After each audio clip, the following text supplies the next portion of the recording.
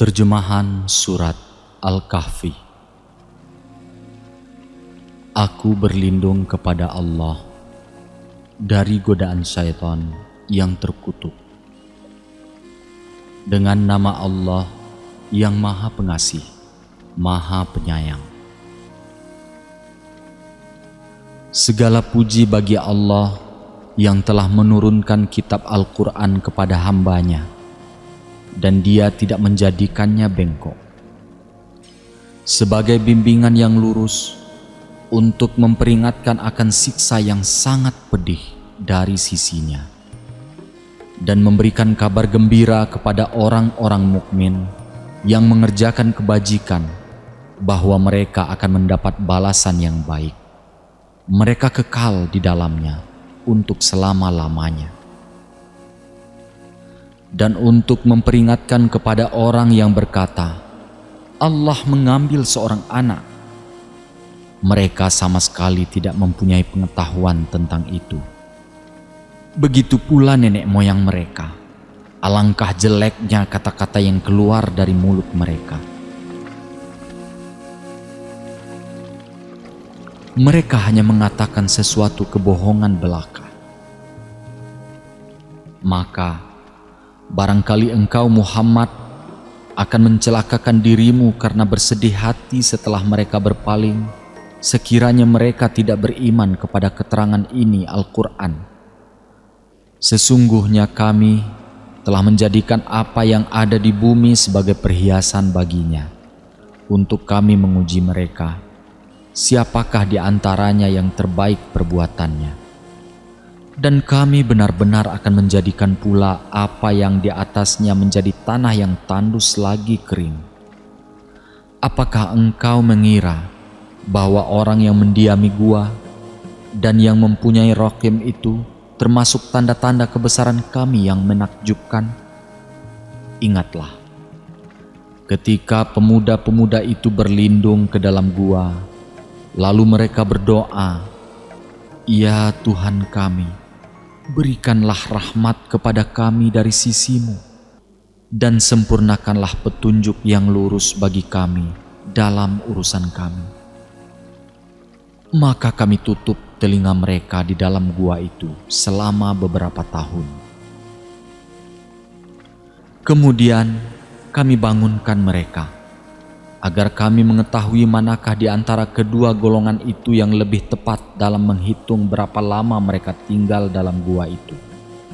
Kami ceritakan kepadamu Muhammad kisah mereka dengan sebenarnya.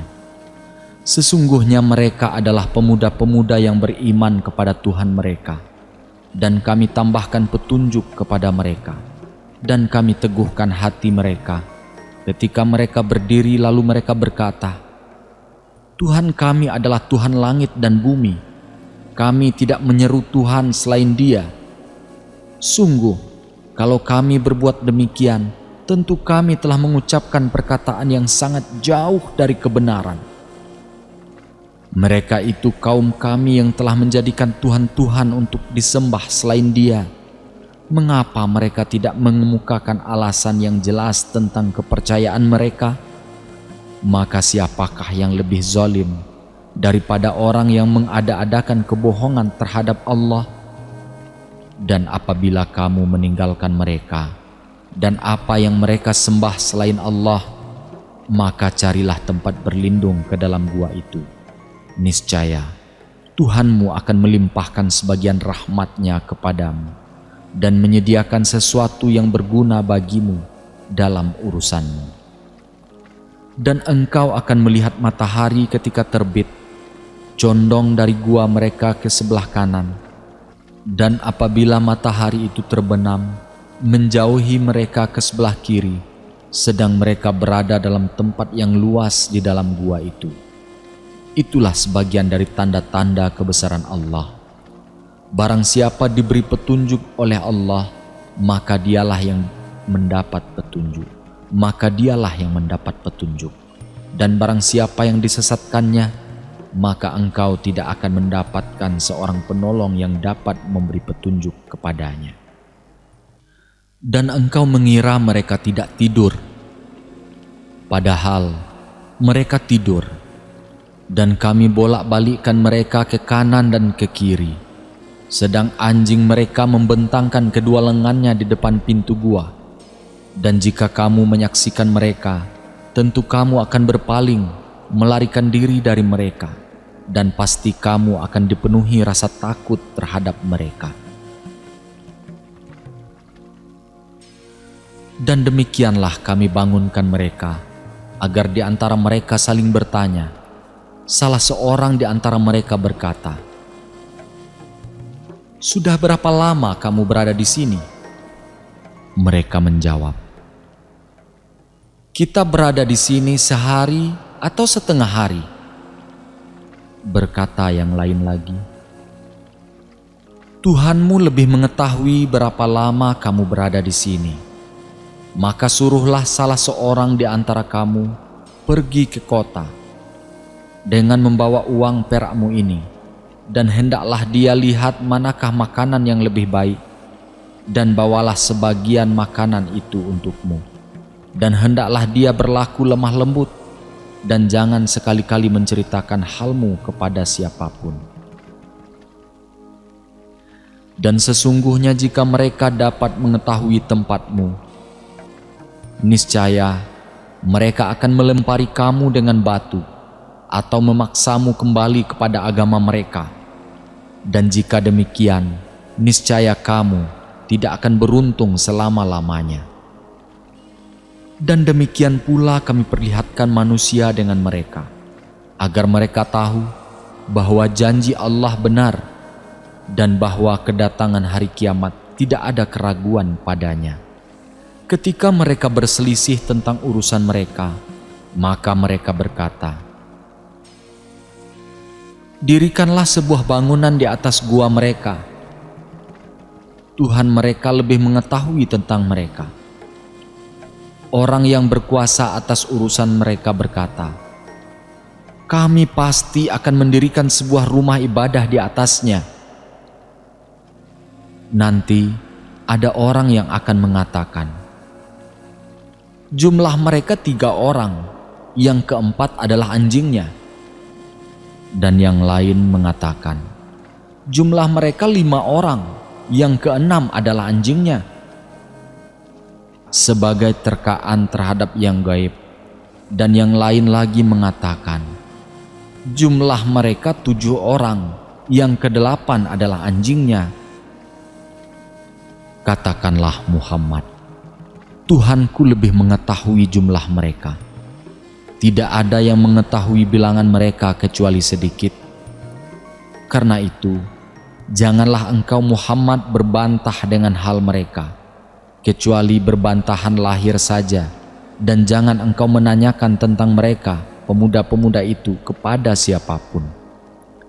Dan jangan sekali-kali engkau mengatakan terhadap sesuatu, "Aku pasti melakukan itu besok pagi," kecuali dengan mengatakan, "Insya Allah."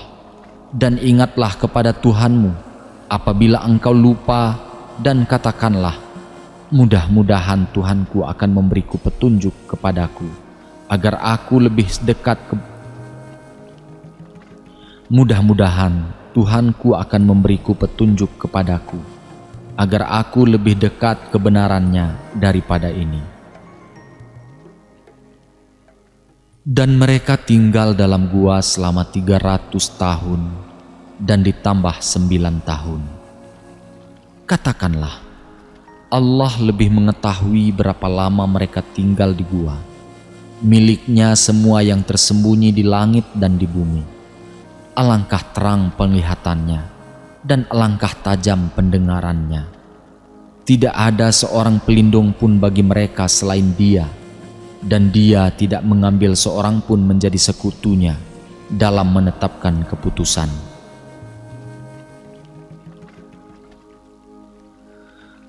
Dan Dia tidak mengambil seorang pun menjadi sekutunya dalam menetapkan keputusan. Dan bacakanlah Muhammad apa yang diwahyukan kepadamu, yaitu kitab Tuhanmu Al-Quran. Tidak ada yang dapat mengubah kalimat-kalimatnya, dan engkau tidak akan dapat menemukan tempat berlindung selain kepadanya. Dan bersabarlah engkau Muhammad bersama orang yang menyeru Tuhannya pada pagi dan senja hari dengan mengharap keridhoannya.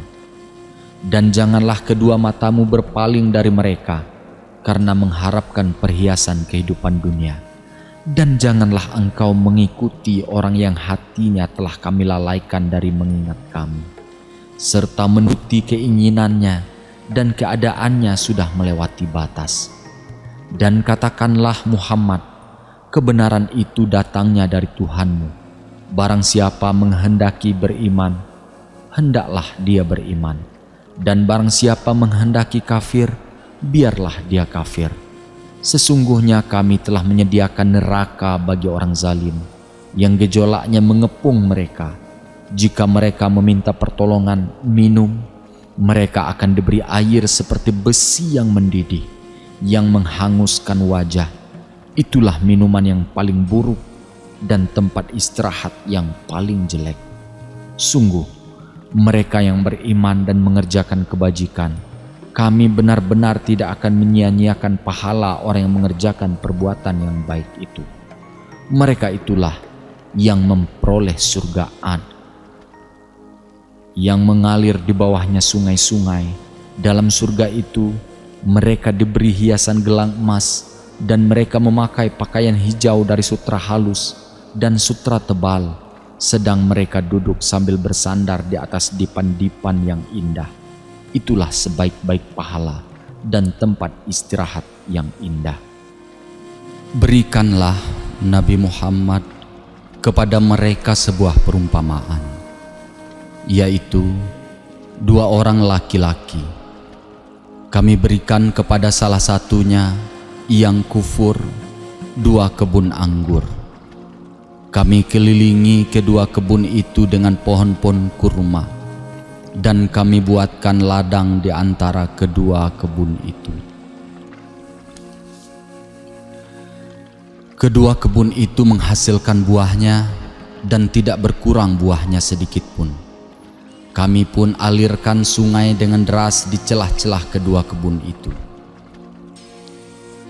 Dia, orang kafir itu, juga memiliki kekayaan besar. Dia lalu berkata kepada kawannya yang beriman ketika bercakap-cakap dengannya, "Hartaku lebih banyak daripada hartamu, dan pengikutku lebih kuat." Dia memasuki kebunnya dengan sikap menzalimi dirinya sendiri karena angkuh dan kufur. Dia berkata, "Aku kira kebun ini tidak akan binasa selama-lamanya. Aku kira hari kiamat tidak akan datang.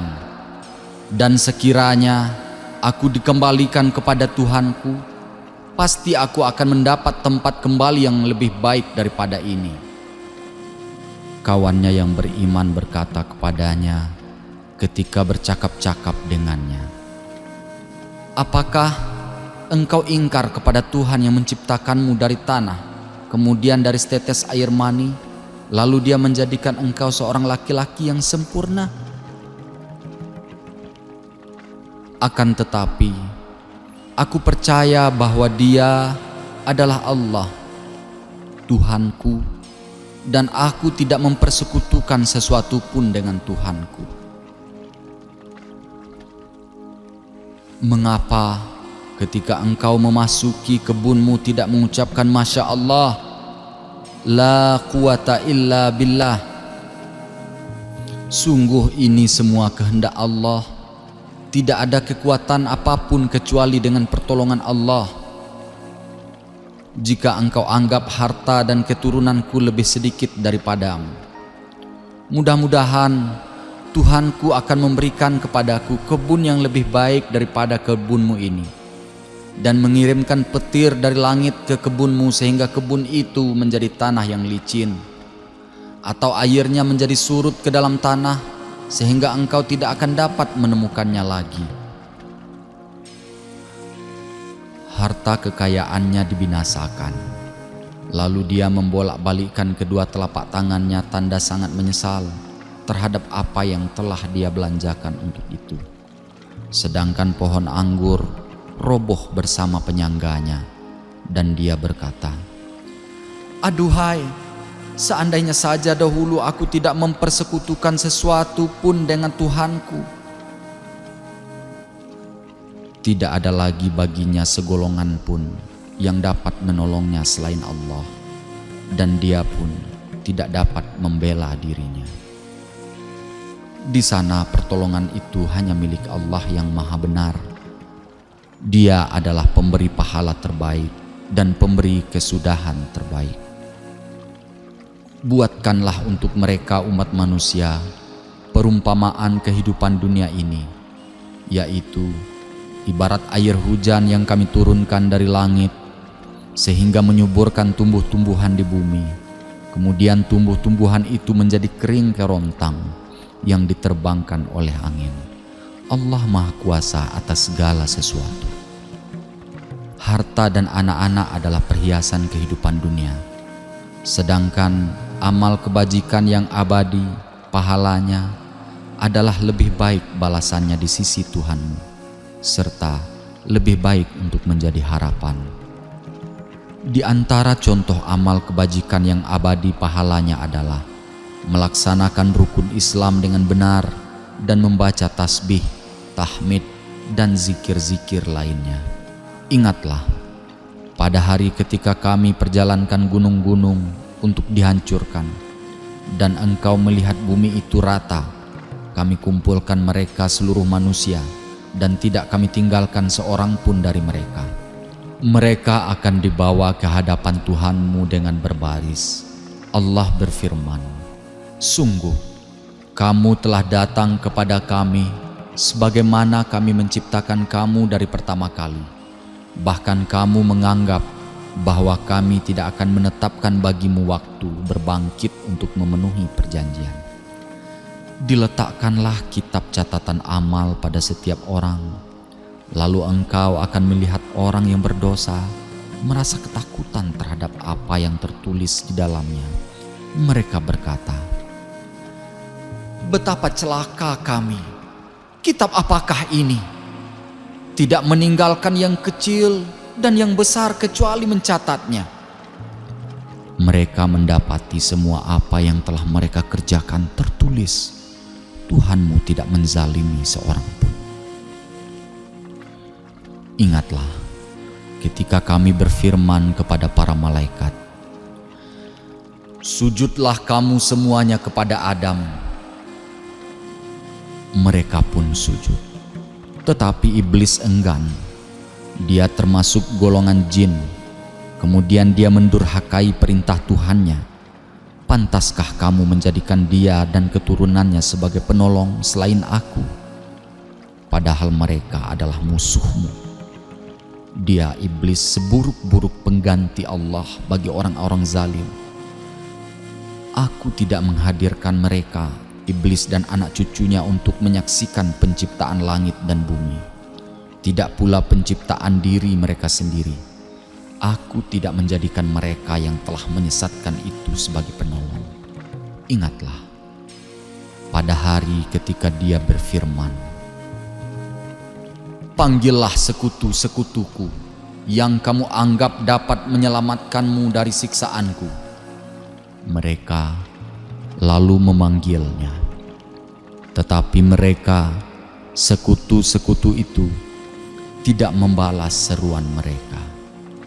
Kami jadikan di antara mereka yang menyembah dan disembah tempat kebinasaan, neraka.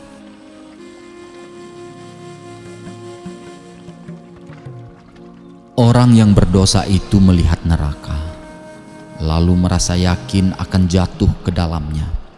Seketika itu juga mereka tidak menemukan tempat berpaling darinya.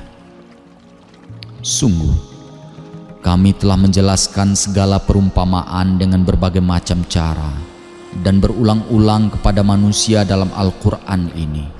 Akan tetapi, manusia adalah makhluk yang paling banyak berbantah. Akan tetapi, manusia adalah makhluk yang paling banyak membantah.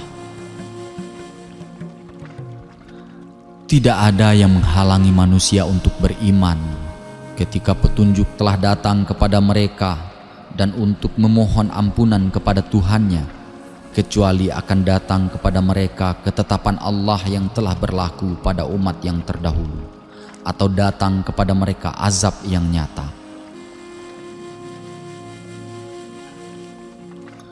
Kami tidak mengutus rasul-rasul melainkan sebagai pembawa kabar gembira dan pemberi peringatan. Akan tetapi, orang-orang yang kufur membantah dengan cara yang batil, agar dengan itu mereka dapat melenyapkan sesuatu yang hak, kebenaran. Mereka menjadikan ayat-ayatku dan apa yang diperintahkan terhadap mereka sebagai olok-olok. Siapakah yang lebih zalim daripada orang yang telah diperingatkan dengan ayat-ayat Tuhannya, lalu dia berpaling darinya dan melupakan apa yang telah dikerjakan oleh kedua tangannya? Sesungguhnya kami telah meletakkan penutup pada hati mereka, sehingga mereka tidak memahaminya, dan meletakkan pula sumbatan di telinga mereka. Dengan demikian, kendati pun engkau Nabi Muhammad menyeru mereka kepada petunjuk, niscaya mereka tidak akan mendapat petunjuk untuk selama-lamanya. Tuhanmu Maha Pengampun lagi Maha Pemilik Rahmat. Seandainya Dia hendak menyiksa mereka karena perbuatan mereka, tentu Dia akan menyegerakan siksa bagi mereka. Akan tetapi, bagi mereka ada waktu untuk mendapat siksa yang mereka tidak akan menemukan tempat berlindung selainnya. Penduduk negeri-negeri itu telah kami binasakan ketika mereka berbuat zalim, dan telah kami tetapkan waktu bagi kebinasaan mereka. Ingatlah ketika Musa berkata kepada pembantunya, "Aku tidak akan berhenti berjalan sebelum sampai ke pertemuan dua laut, atau aku akan berjalan terus sampai bertahun-tahun." Ketika mereka sampai ke pertemuan dua laut, mereka lupa ikannya. Lalu ikan mereka melompat mengambil jalan ke laut itu. Ketika mereka telah melewati tempat itu, Musa berkata kepada pembantunya, "Bawalah kemari makanan kita. Sungguh, kita benar-benar telah merasa letih karena perjalanan kita ini." Pembantunya menjawab, "Tahukah engkau ketika kita mencari tempat berlindung di batu tadi, sesungguhnya aku lupa bercerita tentang ikan itu, dan tidak ada yang membuatku lupa untuk mengingatnya, kecuali setan. Ikan itu mengambil jalannya ke laut dengan cara yang aneh." Musa berkata, "Itulah yang kita cari." Lalu keduanya kembali dan menyusuri jejak mereka semula. Lalu mereka berdua bertemu dengan seorang dari hamba-hamba kami yang telah kami anugerahi rahmat kepadanya dari sisi kami. Kami telah mengajarkan ilmu kepadanya dari sisi kami. Musa berkata kepadanya, "Bolehkah aku mengikutimu agar engkau mengajarkan kepadaku ilmu yang benar dari apa yang telah diajarkan kepadamu untuk menjadi petunjuk?" Dia menjawab, "Sesungguhnya engkau tidak akan sanggup bersabar bersamaku." "Bagaimana engkau akan sanggup bersabar atas sesuatu yang engkau belum mempunyai pengetahuan yang cukup tentangnya?" Musa berkata, "Insya Allah engkau akan mendapatiku sebagai orang yang sabar, dan aku tidak akan menentangmu dalam urusan apapun." Dia berkata, "Jika engkau mengikutiku, janganlah engkau menanyakan kepadaku tentang apapun sampai aku menerangkannya kepadamu." Kemudian berjalanlah keduanya, sehingga ketika menaiki perahu, dia melubanginya. Musa berkata, "Apakah engkau melubanginya untuk menenggelamkan penumpangnya? Sungguh, engkau telah berbuat sesuatu kesalahan yang besar." Dia berkata, "Bukankah sudah aku katakan bahwa sesungguhnya engkau tidak akan sanggup bersabar bersamaku?" Musa berkata, Janganlah engkau menghukumku karena kelupaanku, dan janganlah engkau membebaniku dengan kesulitan dalam urusanku. Kemudian berjalanlah keduanya hingga ketika berjumpa dengan seorang anak, dia membunuhnya. Dia Musa berkata, "Mengapa engkau membunuh jiwa yang bersih, bukan karena dia membunuh orang lain? Sungguh engkau benar-benar telah melakukan sesuatu yang sangat mungkar." Dia berkata, "Bukankah sudah kukatakan kepadamu bahwa sesungguhnya engkau tidak akan mampu bersabar bersamaku?" Dia Musa berkata, "Jika aku bertanya kepadamu tentang sesuatu setelah ini, jangan lagi engkau memperbolehkan aku menyertaimu. Sungguh engkau telah mencapai batas yang wajar dalam memberikan uzur maaf kepadaku." Lalu keduanya berjalan hingga ketika keduanya sampai ke penduduk suatu negeri, mereka berdua meminta dijamu oleh penduduknya. Tetapi mereka tidak mau menjamu keduanya. Kemudian keduanya mendapati dinding rumah yang hampir roboh di negeri itu. Lalu dia menegakkannya. Dia Musa berkata, "Jika engkau mau, niscaya engkau dapat meminta imbalan untuk itu." Dia berkata, "Inilah waktu perpisahan antara aku dan engkau. Aku akan memberitahukan kepadamu makna sesuatu yang engkau tidak mampu bersabar terhadapnya. Adapun perahu itu adalah milik orang-orang miskin yang bekerja di laut, maka aku bermaksud membuatnya cacat, karena di hadapan mereka ada seorang raja zalim yang mengambil setiap perahu yang baik secara paksa. Adapun anak itu yang aku bunuh, kedua orang tuanya mukmin, dan kami khawatir kalau dia akan memaksa kedua orang tuanya untuk durhaka dan kufur, maka kami menghendaki bahwa Tuhan mereka menggantinya dengan seorang anak yang lain yang lebih baik kesuciannya daripada anak itu dan lebih sayang kepada ibu bapaknya. Adapun dinding rumah itu adalah milik dua anak yatim di kota itu, dan di bawahnya tersimpan harta milik mereka berdua, sedangkan ayah mereka adalah orang soleh, maka Tuhanmu menghendaki agar keduanya mencapai usia dewasa dan mengeluarkan simpanannya itu sebagai rahmat dari Tuhanmu. Aku tidak melakukannya berdasarkan kemauanku sendiri.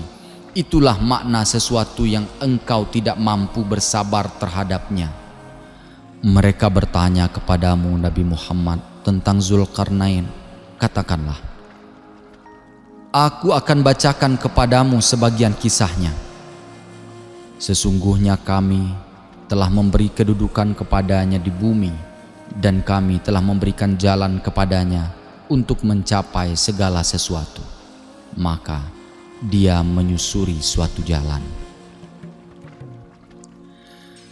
Hingga ketika telah sampai ke tempat terbenamnya matahari, dia mendapatinya terbenam di dalam mata air panas lagi berlumpur hitam. Di sana dia menemukan suatu kaum yang tidak mengenal agama.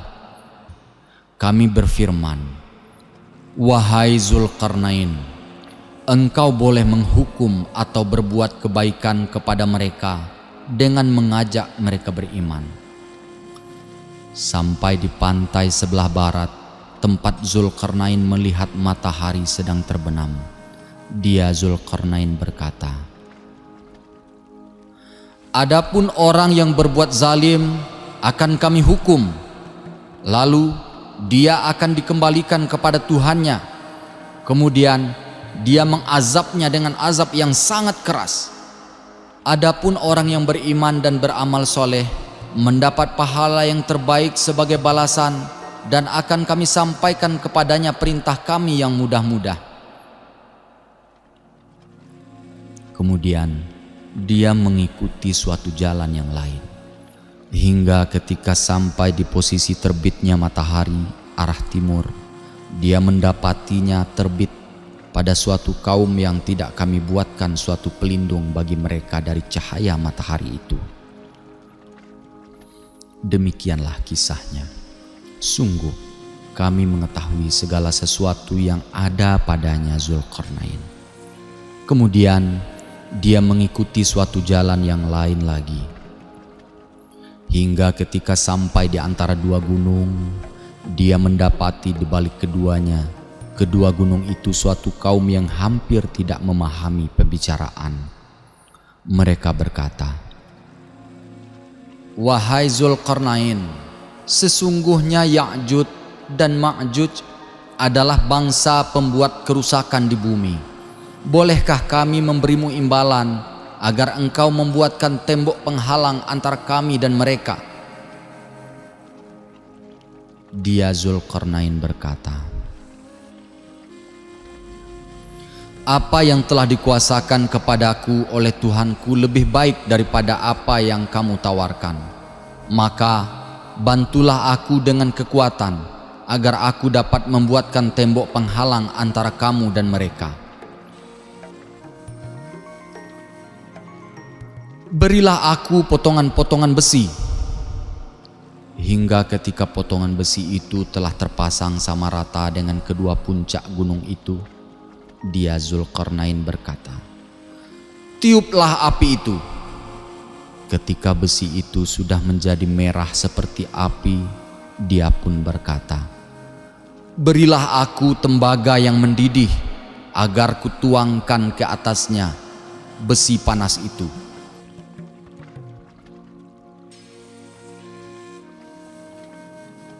Maka mereka Ya'juj dan Ma'juj tidak mampu mendakinya dan tidak mampu pula melubanginya.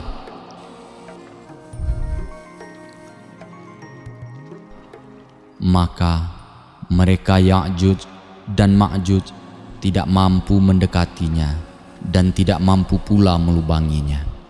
Dia Zulkarnain berkata, "Tembok ini adalah rahmat dari Tuhanku. Apabila janji Tuhanku telah tiba, Dia akan menjadikan hancur luluh janji Tuhanku itu benar." Pada hari itu kami biarkan sebagian mereka Ya'juj dan Ma'juj berbaur dengan sebagian yang lain. Apabila sangkakala ditiup lagi, kami benar-benar akan mengumpulkan mereka seluruhnya. Kami perlihatkan neraka jahanam dengan jelas pada hari itu kepada orang-orang kafir, yaitu orang-orang yang mata hatinya dalam keadaan tertutup dari ingat kepadaku, dan mereka tidak sanggup mendengar, yaitu orang-orang yang mata hatinya dalam keadaan tertutup dari ingat kepadaku, dan mereka tidak sanggup mendengar. Maka apabila orang-orang yang kufur mengira bahwa mereka dapat mengambil hamba-hambaku menjadi penolong selain aku, sesungguhnya kami telah menyediakan neraka jahanam sebagai tempat tinggal bagi orang-orang kafir. Katakanlah Nabi Muhammad, apakah perlu kami beritahukan orang-orang yang paling rugi perbuatannya kepadamu, yaitu orang-orang yang sia-sia usahanya dalam kehidupan dunia, sedangkan mereka mengira bahwa mereka berbuat sebaik-baiknya. Mereka itu adalah orang-orang yang kufur terhadap ayat-ayat Tuhannya dan kufur pula terhadap pertemuan dengannya. Maka amal mereka sia-sia dan kami tidak memberikan penimbangan terhadap amal mereka pada hari kiamat. Itulah balasan mereka berupa neraka jahanam karena mereka telah kufur serta menjadikan ayat-ayatku dan rasul-rasulku sebagai olok-olokan. Sesungguhnya orang-orang yang beriman dan beramal soleh memperoleh surga Firdaus sebagai tempat tinggal. Mereka kekal di dalamnya. Mereka tidak ingin pindah dari sana. Katakanlah Nabi Muhammad, seandainya lautan menjadi tinta untuk menulis kalimat-kalimat Tuhanku, niscaya habislah lautan itu sebelum kalimat-kalimat Tuhanku selesai ditulis, meskipun kami datangkan tambahan sebanyak itu pula.